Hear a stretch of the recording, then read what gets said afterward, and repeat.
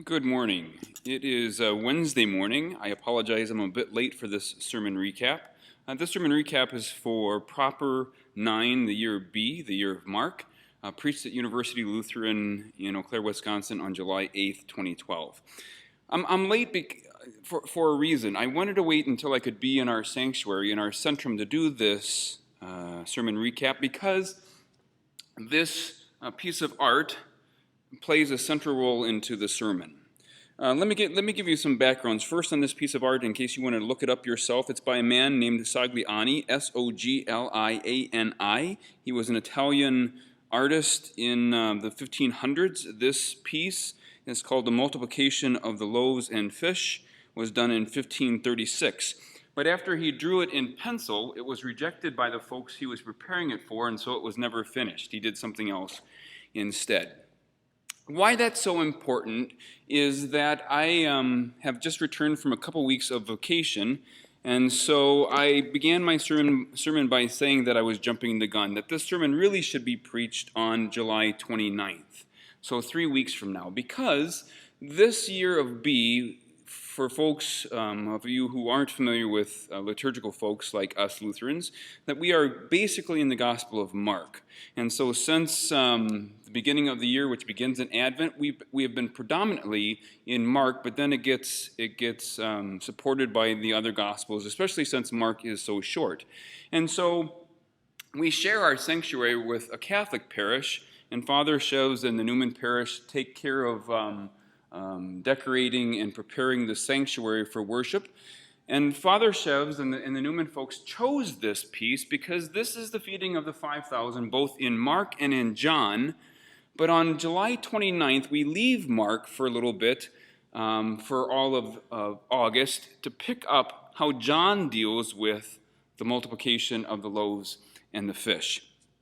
And so this sermon really turns, this decoration in our sanctuary turns on July 29th when we take up John's image of Jesus as the bread of life, and how that feeding of the 5,000 for all of John 6 occupies the movement of John and the crisis that is Jesus in John, this twisted surprise of a Messiah who is bread of life, who gathers the crowd and then feeds them and says, "I am the bread of life, eat," and then says, "Unless you eat and drink of me, you cannot inherit life," and some go away offended. And so there is this kind of our being drawn to the Christ in bread, and our being then the folks in Jesus' time being repelled by Jesus in bread. Here is why I jumped the gun. I've been on a couple weeks of vacation, and in one of the weeks of vacation, I was actually in a parish that I formerly served a number of years ago, and I was honored enough to be asked to help serve communion. And so as I was helping serve communion, I was given the host of the bread. And as folks began coming forward, it was a day of celebration, and so lots of folks in church. And so it was done by what we call intinction, kind of a standing, a continuous communion that folks come forward and you give them the bread, and then they step, in my case, to my right, and someone is holding a chalice of wine, and they simply carefully dip the bread into the wine.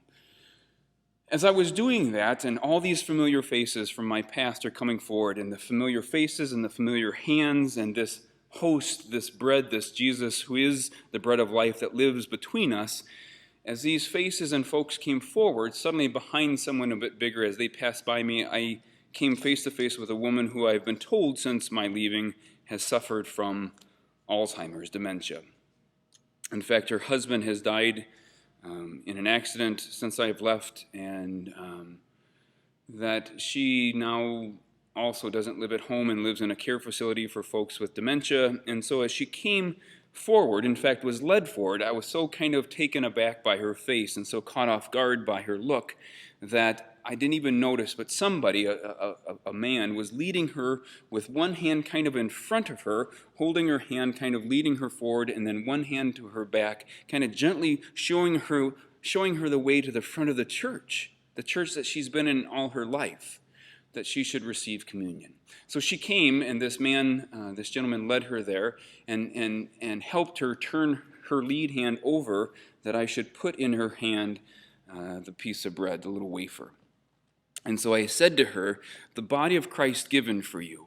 And in that moment, her eyes, which were kind of dazed and confused and distant and unfocused, in that moment that was the bread between us, the Christ between us, her eyes focused immediately like that and sharpened, and she looked at me and she sighed a long sigh and she said, "Oh, Pastor Buresh." And then she took one step to my right with a little piece of bread in her hand, and she began to giggle again and became confused and disoriented and really incapable almost of finishing the sacrament on her own. And so we helped her do that. It so struck me in this kind of poignant, faithful,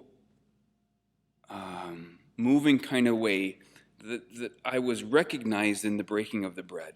But not me, not only me, but that we recognized one another, and that she recognized herself in the breaking of the bread. And so for what's left of the month of July, that's going to be our theme here at University Lutheran as we think about ourselves. How is it that we're recognized in the breaking of the bread? Maybe that's the best that life is in its totality, in the ups and downs, in the illnesses and in health, in the better and the worse, the life, death, is that we're known in the breaking of the bread. And so this piece of art, the multiplication of loaves and fishes, both in Mark and in John, but especially in John, as we spend the next weeks, which would be the next weeks in August, since I've already jumped the gun, talking about what it means that Jesus is bread. But we're going to use that kind of image, especially the image, stealing another image from Luke of the road to Emmaus, that Jesus walks with these two disciples and they're not sure who he is. They can't believe that he hasn't heard, this stranger has heard of all the things that have happened in Jerusalem these last days. And then the disciples say, when Jesus takes bread and breaks it, they recognize Jesus in the breaking of the bread. That they also recognize themselves as disciples of him. Didn't our hearts burn within us when he opened to us the scriptures?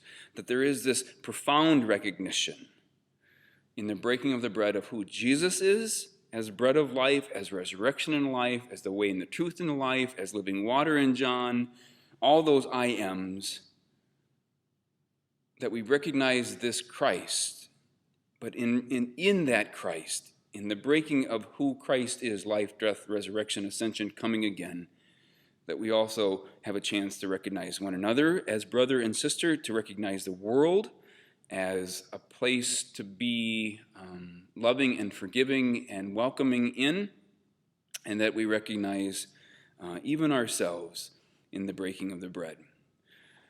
That will be our theme the next couple of weeks. I'm going to have to cheat and bring some texts forward ahead of time. I'm not sure what I'm going to preach on in August when I should be preaching on these things, but we'll figure that out when August comes. But for now, this kind of humbling, moving reality that I am, Christ is, you are, we are. We are known in the breaking of the bread. Grace to you and peace in all things. Be well.